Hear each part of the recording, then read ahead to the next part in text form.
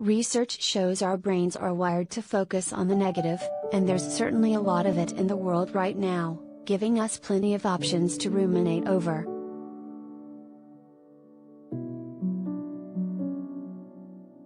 Ironically, some of the coping mechanisms we use to distract our mind from these thoughts are often making our mood worse. We end up compounding the problem we subconsciously were trying to solve.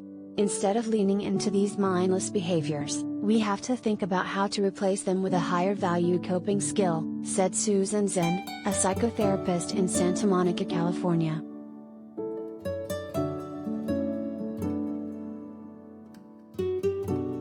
Here are some of the most common ways you might be exacerbating your own irritability through poor coping skills, and what to try instead.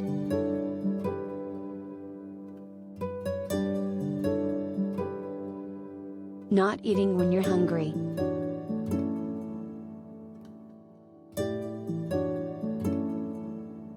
Hunger is a real thing. When blood sugar is low, it triggers a cascade of hormones including cortisol, which is associated with stress.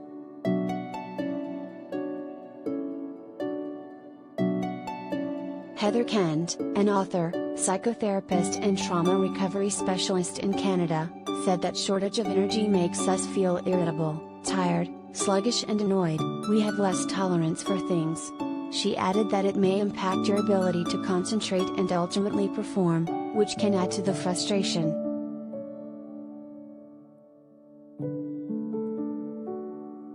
Try setting an alarm for every few hours to check in with yourself on your hunger level, or scheduling meal breaks into your day like meetings.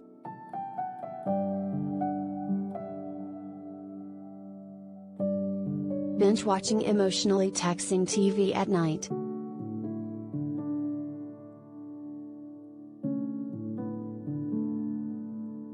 Right when you are supposed to be calming your mind and body for bedtime, you turn on your favorite binge-worthy crime series.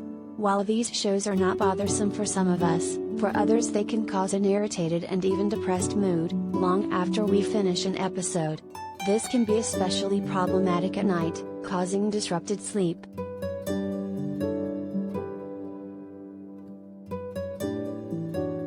Staying up and being distracted by TV causes us to stay up later, and then we're like, oh, crap, I have to get up in 5 hours, Kent said. That happens way more frequently than I'd like to see. If we are sleeping poorly, the next day you are feeling irritable.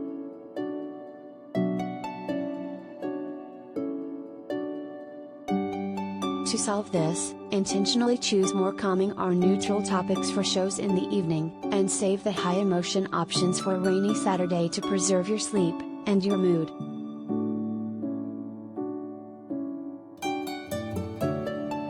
Staying inside all day.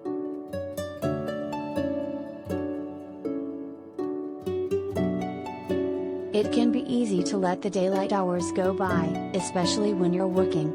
If you are getting to the end of the day, or multiple days, and haven't even stepped foot outside, this mindless habit might be causing irritation.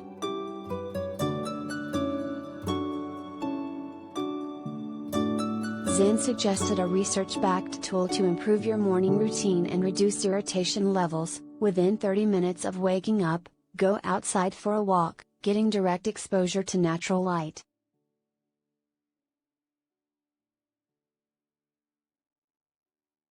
Additionally, she suggested pushing your morning cup of coffee back a few hours rather than drinking it first thing.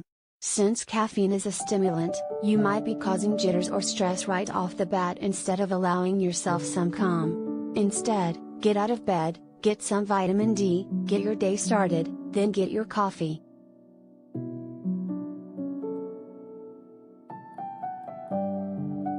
Checking your phone notifications when they come through.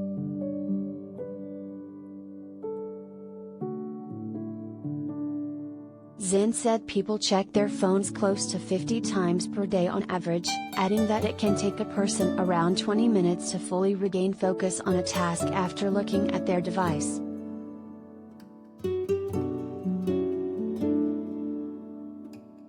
This can lead to time management problems and feeling overwhelmed, which then leads to overall irritability. said Timothy Jider, a psychiatrist at Nevada Mental Health.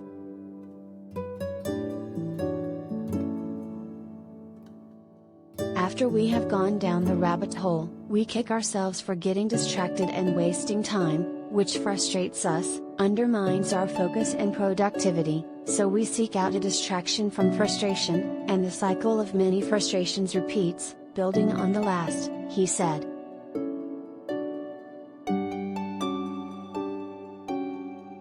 The easiest solution, and also the toughest, is to move your phone to another room, Zinn said.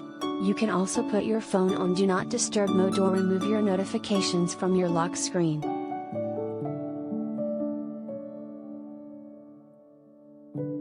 Doom scrolling.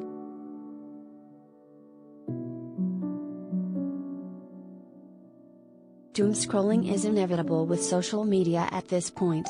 All the misinformation, conspiracy theories and pandemic-related warnings in the news can take a huge toll on our mental well-being, Kent said.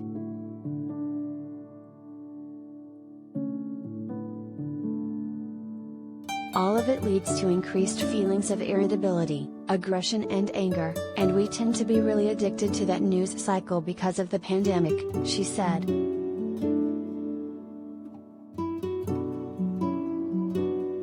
Emotionally draining news might not come just from your phone, but also from the television or radio running in the background.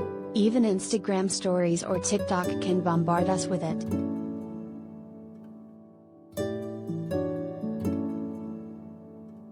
To break the negative effects, limit news consumption to once or twice per day.